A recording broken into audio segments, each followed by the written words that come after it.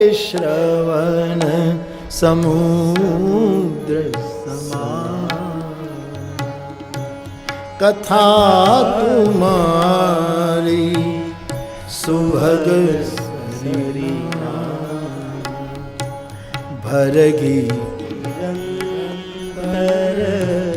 हो ही न पूरे तिन्ह के ही तुम कहाँ गृह रे तीन के तुम कब गृह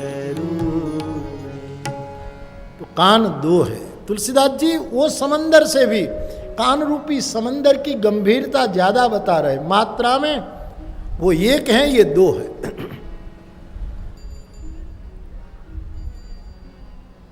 मैंने शायद अमृतसर की कथा में कहा हो, दो का मतलब है द्वैत। जहां भी द्वैत आता है वहां सागर से भी ज्यादा खारापन आ जाता है। हाँ, वो ठीक है कि कान उपकरण के रूप में, इंद्रियों के रूप में दो है, लेकिन सुनाई तो एक ही देता है। एक कान दूसरा सुने, एक कान दूसरा सुने, ऐसा तो नहीं। संभावना है डॉक्टर बिलग बिलग निकल सकते हैं कि मैं दाएं कान का हूं, मैं बाएं कान का हूं, ये संभावना है। क्योंकि कोई डेंटिस्ट है, कोई आंख कान गला, नाक कान गला, इनका एक बिलग डॉक्टर होता है, ये तीन का। आंख का तो बिलग ही है, दांत का बिलग, लेकिन कान नाक और गले का डॉक्टर बिलग होता है। तो बाप, मुझे इतना ही कहना है प्रारंभ में कि द्वैत भाव, दो का भाव, हम दूसरों की आलोचना, दूसरों की निंदा सुनने में हमारे कान को इतना क्षार युक्त क्यों बनाते हैं? क्योंकि वो दूसरा है। वो अपना होता तो उसके प्रति हमारा द्वैत भाव न होता तो हम नहीं सुनते, तुरंत बात काट देते, खबरदार। लेकिन ये दूसरा है, पराया है, ये द्वैतपना परेशान करता है। हमारे शरीर में जीव एक इंद्रिय है, लेकिन वो काम में द्वैत है, दो काम करती है। जहां जहां दो आया वहां मुझे लगता है क्षार पैदा ही हो जाता। इसलिए उपनिषदकारों ने अद्वैत को अमृत कहा है। मैंने हमारे पूज्य चरण दादाजी विष्णु देवानंद गिरी जी महाराज के चिंतन से एक श्लोक अमृतसर में पेश किया था, जिसमें अद्वैत अमृत की चर्चा पूज्य दादाजी ने की थी। अद्वैत अमृत है। सीय राम मैं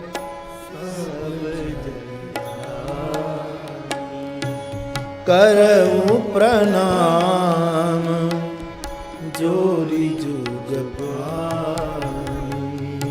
सीय राम मैं सब जग जानी करऊं प्रणाम जोरी जुग पानी।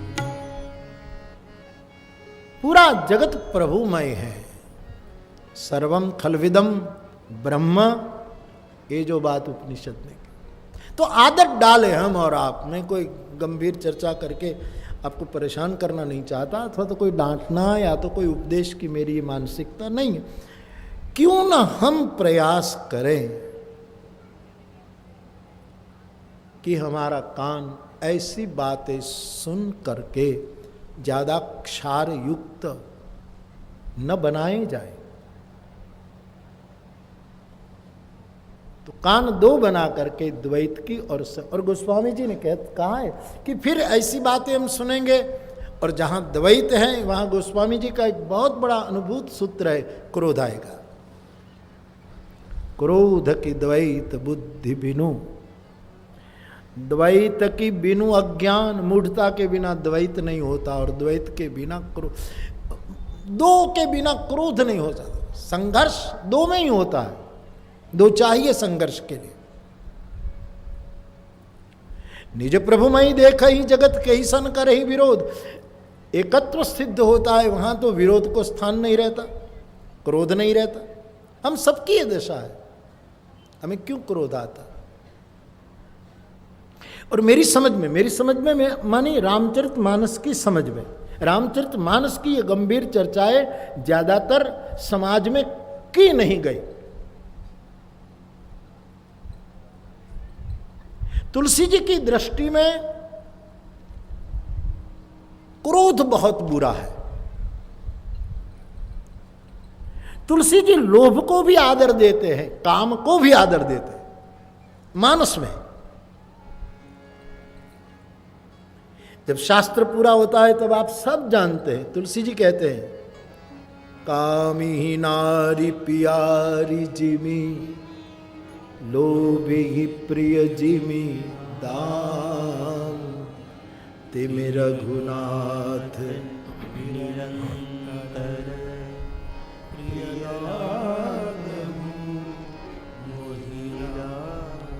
इनमें भी गोस्वामी जी यदि तुलना करें तो गोस्वामी जी क्रोध के विपरीत बहुत है। लोभ को तुलसी जी ने कुछ मात्रा में कबूल किया। लोभ को भी गोस्वामी जी ने नरक के पंथ के रूप में बताया है, फिर भी लेकिन क्रोध को वो बहुत बुरा समझते हैं। और काम को तो मानस में बहुत आदर दे रहे हैं। अभी अवकाश नहीं, लेकिन मानस के आदर, इसलिए तो मैंने कहा कि हम एक कथा करेंगे। पहले एक बार कामदेव पर चर्चा हुई है मोम्बासा में, लेकिन फिर एक बार कथा करेंगे मानस कामदेव जो तुलसी ने पेश किया। आप मुझे बताइए मेरे भाई बहन कि आपने अपने जीवन में आज तक किसी व्यक्ति का नाम क्रोध कुमार सुना है कि भाई उसका नाम क्रोध कुमार है? नहीं, हमने कहीं नहीं सुना आज तक कि किसी का नाम लोभ कुमार हो। नहीं, हम नहीं रखते। क्रोध कुमार नहीं, लोभ कुमार नहीं, लोभ नंदन नहीं, क्रोध नंदन नहीं, क्रोध शेखर, लोभ शेखर नहीं कहते। लेकिन मनोज कुमार नाम सब रखते हैं। मनोज माने काम।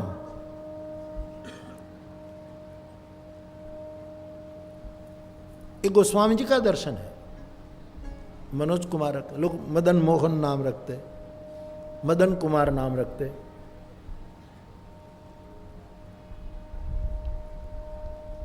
आज तक मैंने शास्त्रों में नहीं पढ़ा कि क्रोध के पीछे देव शब्द लगाया हो, क्रोध देव। नहीं, क्रोध को कोई देव नहीं कहता। और मैंने अभी तक पढ़ा भी नहीं, सुना भी नहीं कि किसी ने लिखा हो, सुनाया हो लोभ देव।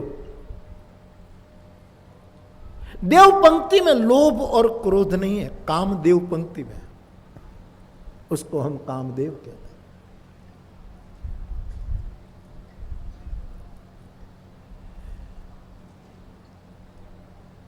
वैयक्तिक जीवन में काम का एक बहुत बड़ा स्थान है। वो स्वच्छंदी बन जाए और सभी मर्यादा तोड़ने लगे तब काम बहुत बुरा है। लेकिन जब व्यक्तिगत रूप में काम गोस्वामी जी पेश करते हैं तब शंकर के मन में विक्षोभ, राम जी के मन में विक्षोभ पैदा करके वो उसकी अच्छी स्थापना करते हैं।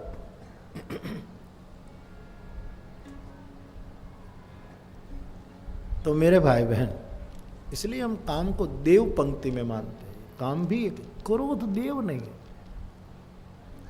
लोभ देव नहीं है। बस इसका मतलब यह नहीं कि मैं उसकी आलोचना करूं।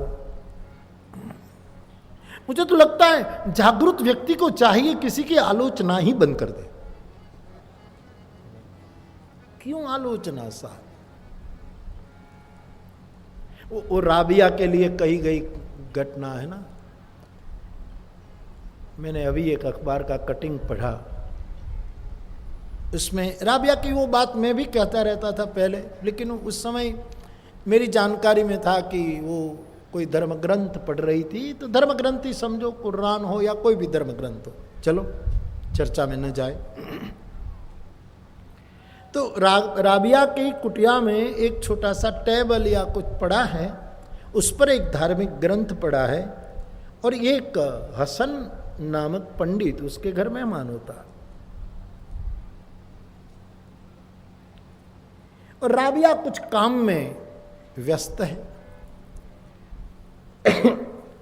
और ये हसन आकर वहां बैठते हैं। तो राबिया जब तक अपनी व्यस्तता से आकर मेहमान से मिले, उसने कह दिया होगा कि मैं अभी आई, आप बैठिए, पानी पीजिए।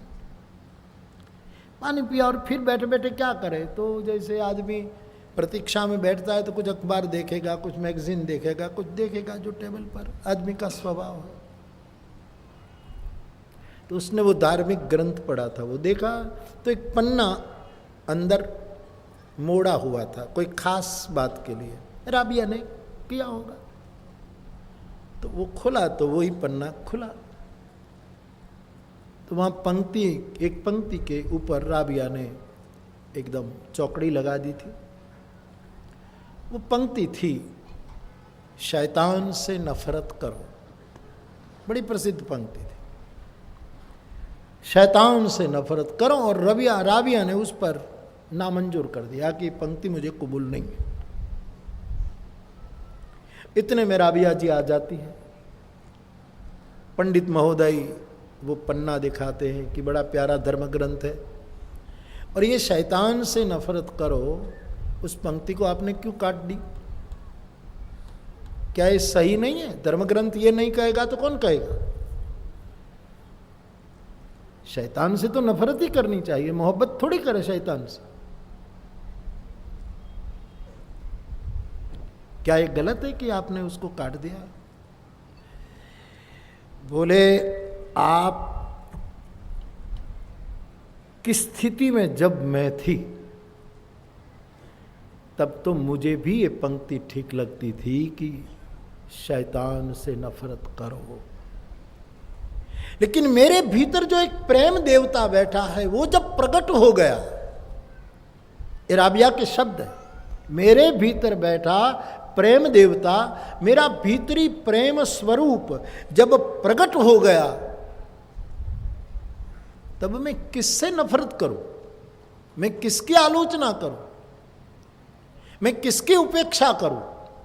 मैं किसकी निंदा करूं? हां, पंडित जी आपकी भूमिका में जब थी तब मुझे भी लगता था कि यह पंक्ति ठीक है, तब तक मैंने काटी भी नहीं, शैतान से नफरत करनी, लेकिन मेरा प्रेम देवता प्रकट हो चुका है। बड़ा प्यारा शब्द लगा मुझे। अब मैं कैसे घृणा कर सकता हूं? मेरे भाई बहन, आदमी जब जाग जाता है, उसका भीतरी प्रेम तत्व प्रकट हो जाता है, तब ये शैतान है, ये इंसान है, ये भगवान है, ये सभी द्वैत उसके खत्म हो जाते होंगे।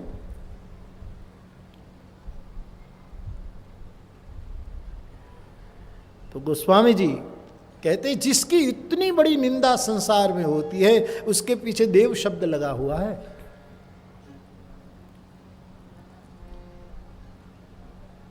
उसकी बड़ी सराहना गोस्वामी जी ने की है, और शास्त्र के अंत तक जीवन की इस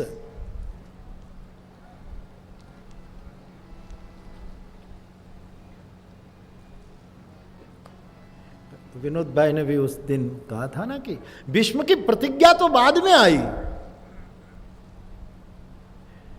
लेकिन उसको मैं पुरुष हूं उसका अनुभव तो तब हुआ ऑलरेडी। बाप, क्रोध को गोस्वामी जी बहुत वो मानते हैं,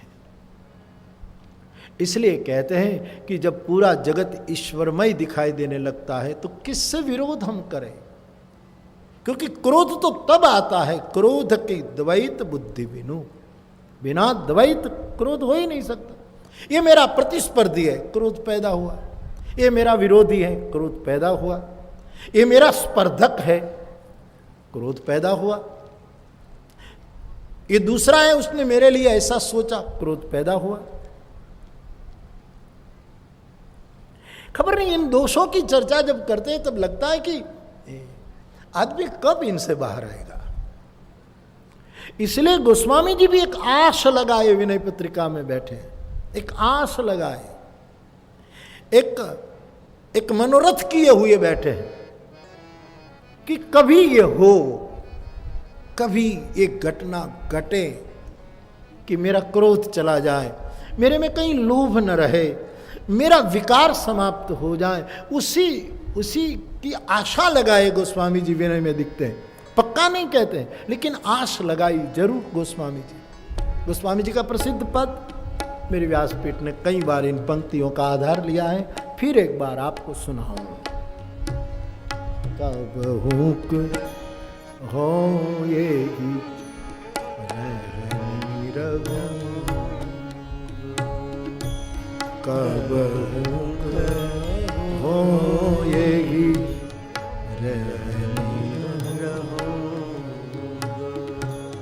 श्री रघुवीर कृपालु कृपाते, श्री रघु कृपालु कृपाते, संत सुभाव गहो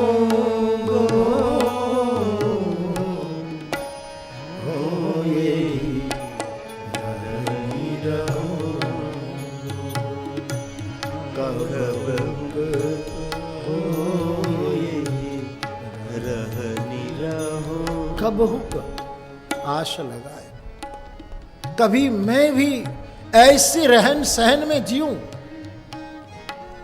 भगवान करे कभी मेरे जीवन में भी ऐसी नीति रीति हो। लेकिन गोस्वामी जी जीवन भर की साधना से थके हुए कहते हैं मेरा किया कुछ नहीं बन पा रहा। श्री रघुनाथ कृपालु कृपाते, उनकी यदि कृपा हो जाए और मैं संत के स्वभाव को ग्रह लूं और साधु की तरह मैं जीऊं। देखो भाई, साधु होने के लिए स्वभाव पकड़ना, स्वभाव की बहुत जरूरी है। किसी ने आज ही मुझे पूछा है कि बापू हम आपके साथ नहीं रह सकते, आपकी कोई सेवा हमको सौंपो। आप जहाँ कोई भाई पूछता है किसी कि हम आपके संग संग, कई श्रोता भाई बहन हैं जो आप जहाँ जाते हैं कथा में जाते, हम तो आपके संग संग नहीं कथा में जा सकते, तो हम क्या करें। स्वामी शरणानंद जी को वो आँख तो नहीं थी उसकी, छोटी उम्र में चली गई थी, तो वो कहीं यात्रा कर रहे थे ट्रेन में, तो एक स्टेशन पर ट्रेन रुकी थी, तो आंखें तो नहीं थी लेकिन कुछ भक्तगण और बस ऐसे ही विनोद चला, कोई विनोदी बातें हो रही थी स्वामी जी के साथ। एक युवक रेलवे स्टेशन से डिब्बे में आया और वो भी बैठ गया। कुछ हलचल हुई तो स्वामी जी को महसूस हुआ कि कोई नया यात्री आया है। अब 10-15 मिनट के बाद ट्रेन छूटने वाली थी, तो किसी ने कहा भाई चलो अब उतरो उतरो उतरो।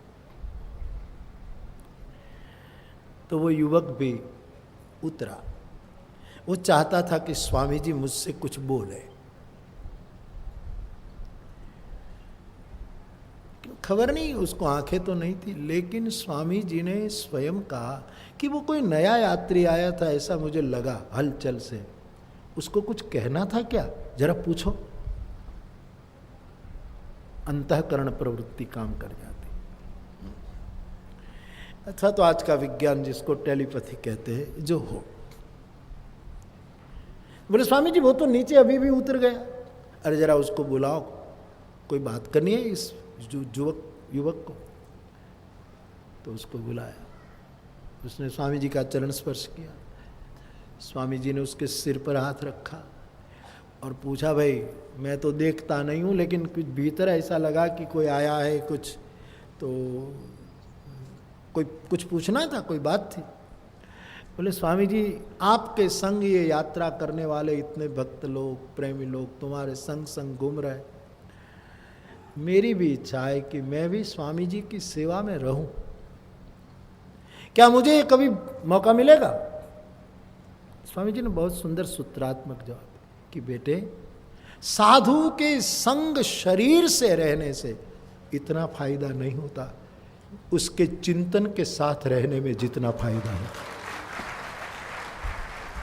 इनके स्वभाव के संग रहने से जो फायदा होता है वो, हाँ, उनके अगल बगल में रहने से प्रभाव का फायदा हो जाएगा।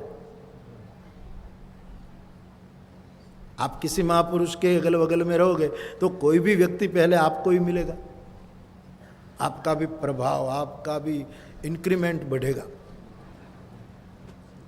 ऐसा होता है स्वभाव। ये कोई आलोचना के रूप में नहीं है, ये स्वाभाविक गति है। तुम न प्रभाव डालने चाहो तो भी आगंतुक को प्रभाव पड़ेगा ही पड़ेगा, सीधी सी बात। व्यवस्था के नाम पर भी आपको बिना पूछे आप नहीं जा सकते, ये व्यवस्था है, विरोध नहीं है, और तब हमारे पर उसका प्रभाव पड़ेगा। बड़े बड़े हमारे आदरणीय राजकीय क्षेत्र में रहे नेतागण होते हैं, जो बड़े बड़े किसी भी क्षेत्र के महापुरुष होते हैं, तो उसके पास पहुंचाने वाले का प्रभाव हम पर ज्यादा पड़ जाता है।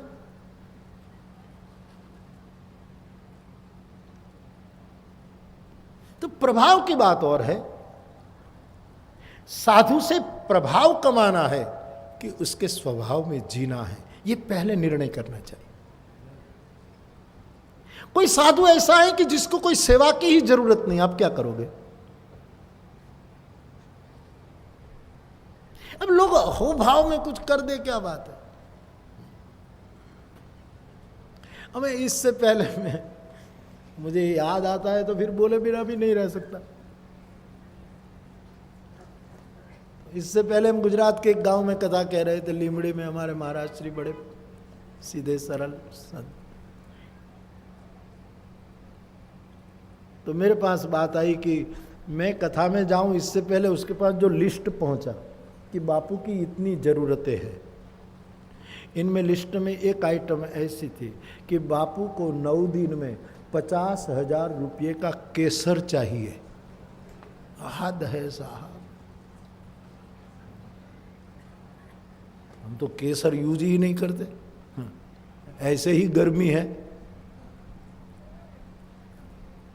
लेकिन कोई अहोभाव से, फिर उसमें कहीं गलती हुई होगी, जो हुआ हो, 50 ग्राम मांगा हो और 50,000 हो गया हो। लेकिन ये लिस्ट किसने दिया उस आदमी को, मैं खोजता हूं। आटलो बधो लागणी ने मारा तरफ थई गई, ये चाहिए, ये चाहिए। नहीं साहब, इसमें आदमी के अपने प्रभाव को बढ़ा चढ़ाकर दिखाने की चेष्टा। मेरी जरूरत क्या है? मैं फिर कल वाला शेर आपको कहूं कि बेसबब बात बढ़ाने की जरूरत क्या है। बेसबब बात बढ़ाने की जरूरत क्या है। हम खफा कब थे, मनाने की जरूरत क्या है। कोई सही में यदि साधु, हम और आपकी बात और है, हम तो संसारी लोग हैं, लेकिन कोई साधु पुरुष है, जागृत है, बुद्ध पुरुष है, वो कभी किसी से खफा हो ही नहीं सकता। खफा हो तो समझना थोड़ा खोटा भी होगा। सच्चा कभी खफा कैसे होगा? कांचन कांचन रहता है, स्वर्ण स्वर्ण रहता है। कभी कभी तो हम अपनी बातें उस पर डाल देते हैं। मेरे पास कई लोग आते हैं, बाबू आज लगता है आप मूड में नहीं, तेरी सोच।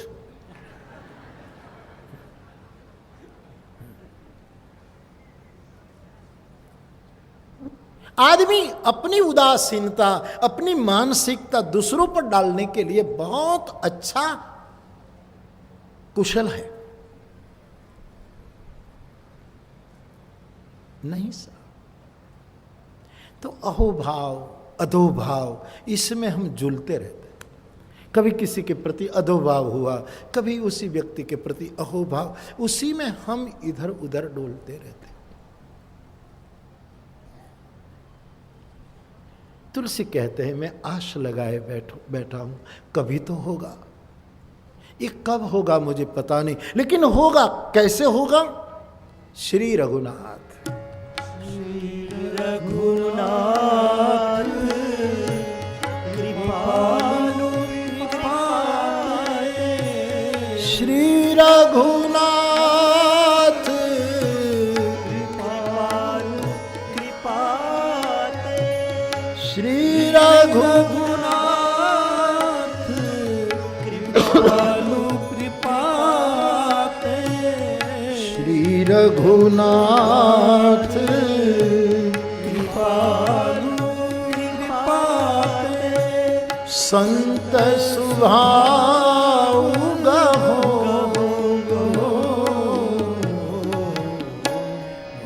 यही रहनी रहो कहूँ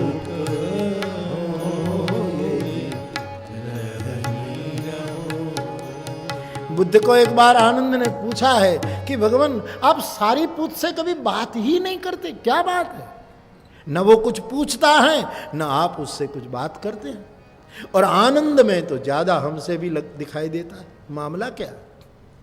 बुद्ध का जवाब था, आप लोग मेरे प्रभाव से आकर्षित हैं, सारी पूत ने मेरे स्वभाव को ग्रहण कर लिया। सद्गुरु के स्वभाव को सेवो, बुद्ध जनों के स्वभाव में जीने की आश लगाओ। मनोरथ करने में क्या जाता है? कभी कृपा होगी, घटना घटेगी, घटेगी तो कृपा से ही। हमारे कर्म काम नहीं आते, उनके कर्म काम आते।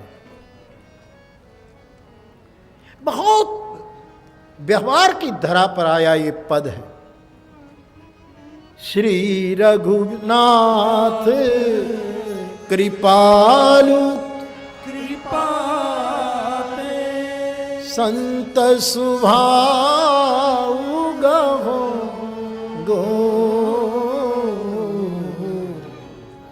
ओ यही रहनी रहो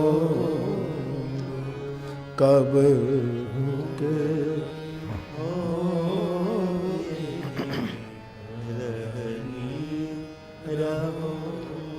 साधु के वस्त्र में रहूं न रहूं कोई चिंता नहीं, साधु की कोई पिटी पिटाई परंपरा में रहूं न रहूं कोई चिंता नहीं, छाप तिलक ये सब हमारी संस्कृति के शुभ दर्शन है, लेकिन ये मुझ में हो न हो कोई चिंता नहीं।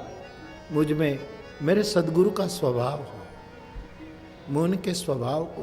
गोस्वामी जी आगे पंक्तियां लिखते हैं, जथालाभ संतोष सदा गाहूं सो कछु न चाहो जथालाभ संतोष सदा गाहूं सो कछु न चाहो परहित निरत निरंतर परहित निरत निरंतर मन क्रम बचन ने मनि बहोगो हो यही रहनी रहोगो करबुक हो यही रहनी रहोगो जथालाभ संतोष सदा। बिना पुरुषार्थ कभी लाभ नहीं होता। लाभ तभी होता है जब आदमी पुरुषार्थ करे। तो मैं अपना पुरुषार्थ खूब करूंगा,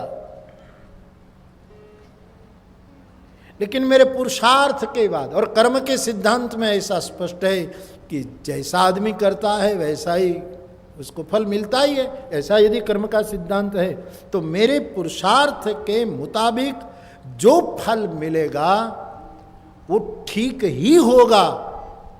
मैं कभी ये नहीं सोचूंगा कि ये फल कम मिल रहा है, संतोष रखूंगा।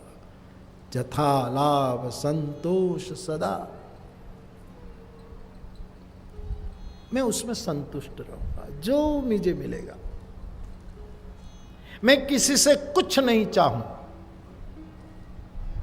पुरुषार्थ करूंगा, जो फल होगा बस संतुष्ट। बहुत प्यारा लक्षण है साधु का, संतोष। गोरखनाथ ने कभी कहा था, साधो तेरी मुद्रा संतोष की हो। ये मुद्रा जो जितनी मुद्राएं हैं वो छोड़ मुद्राएं,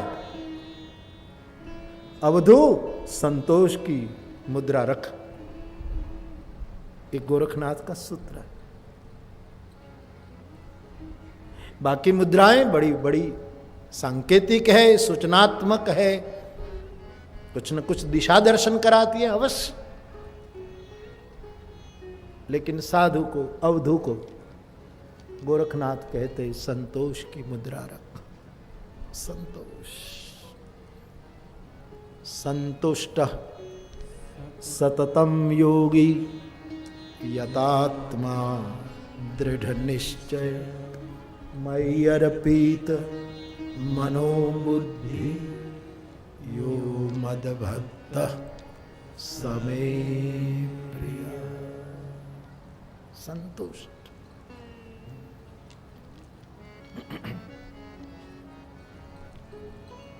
ये साधु का स्वभाव है।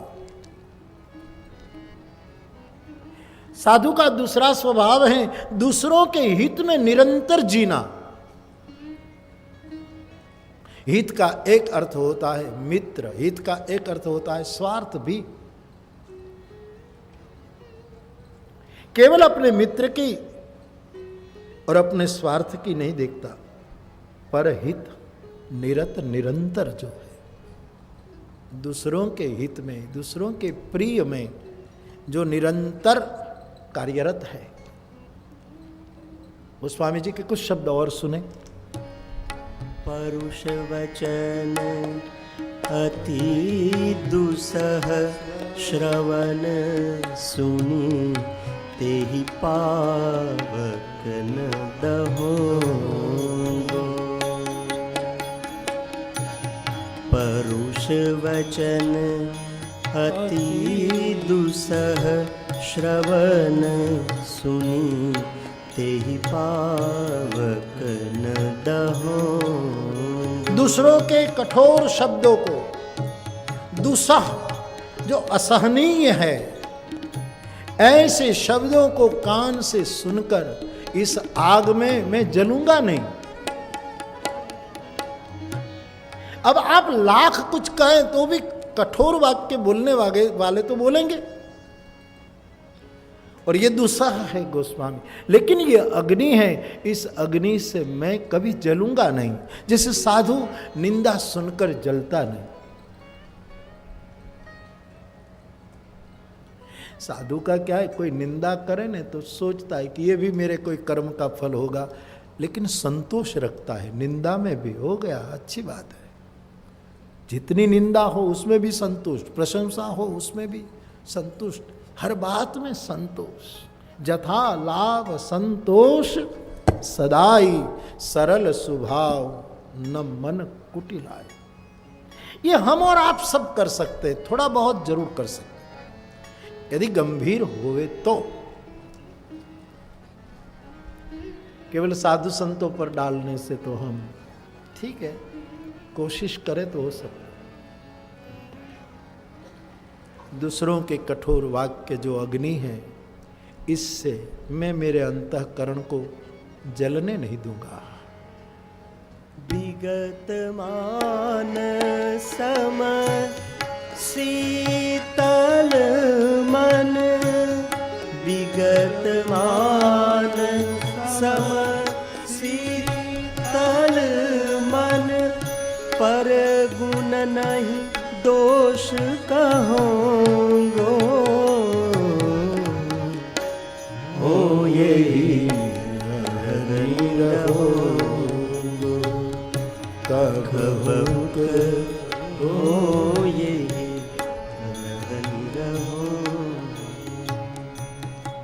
आखिर में गोस्वामी जी कहते हैं, देह से पैदा होने वाली समस्त चिंता को छोड़ करके परिहरि देह जनित चिंता, दुख सुख सम बुद्धि सहो।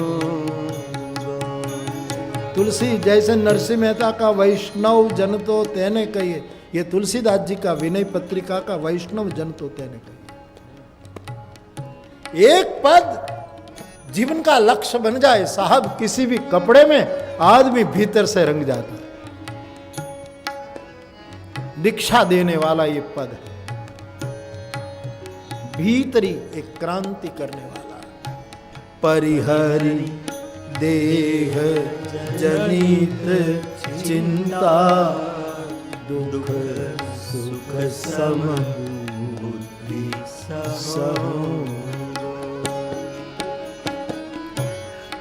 चिंताएं हमारे शरीर की पैदाश है। अब प्रश्न उठता है, चिंता मन का विषय है कि शरीर का विषय है?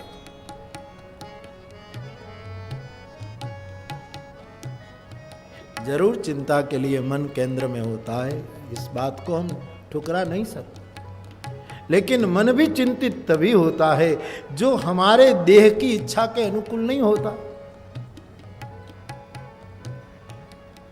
देह जनित चिंता है,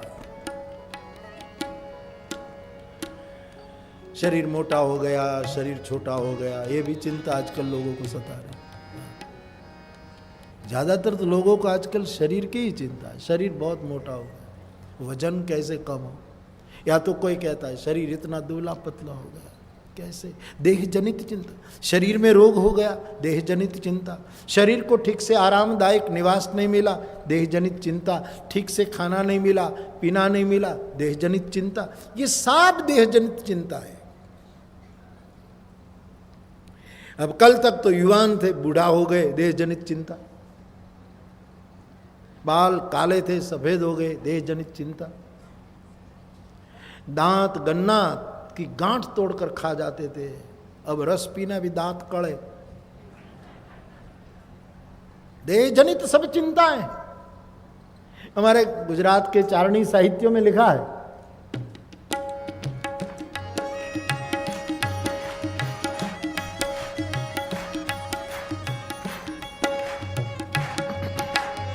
एक अवस्था हम सबकी आती है जो देह जनित चिंता है।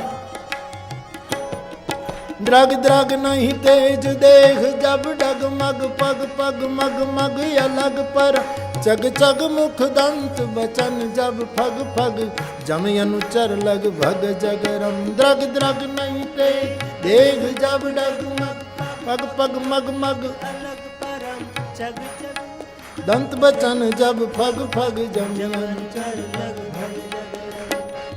कवि कहता है द्रग द्रग आंख में रोशनी कम होने लगती है, पहले नंबर आता है, ठीक है, फिर चश्मा लगाओ तो भड़को सीधो, सब ठीक ठाक दिखाई दे, या लेंस लगाओ सब। फिर एक उम्र होती है देह जनित चिंता में, कितने ही लेंस लगाओ वो फिर न पड़े, ऐसा होने लगता। चश्मा लगाओ तो भी थोड़ा थोड़ा फर्क पड़ता है कि देह जनित चिंता, शरीर बदलता है। द्रग द्रग नहीं तेज, आंखों का तेज कम होने लगता है। द्रग द्रग नहीं तेज देह जब डगमग, शरीर ठीक से स्फूर्ति से आदमी चलने न पाए, डगमग डगमग। कई लोगों को मैंने देखा कैसा अच्छी चाल चलते थे, अब मैं उनको देखता था, हमारे महुआ में 2-3 है जो मेरे संगी साथी रहे जब मैं शुरू में व्याख्यान करता था, तो मेरे व्याख्यान के आयोजनकर्ताओं में से है। मैंने कहा इन लोगों को क्या हो गया, देह जनित चिंता सब। मैं सीधा चलता है, हम आडा के मुंह पड़ा, खबर नहीं जाए उधर, लेकिन उसकी चाल, आधी ऊर्जा तो उसी में चली जाती है उसकी। ऐसा हो जाए डगमग, देह जब डगमग, ऐसा होता है। बिना सीढ़ी की कठोड़ी को पकड़े हुए सीढ़ियां आदमी चढ़ जाता था, बिना उसको पकड़े हुए चढ़ना मुश्किल हो जाएगा।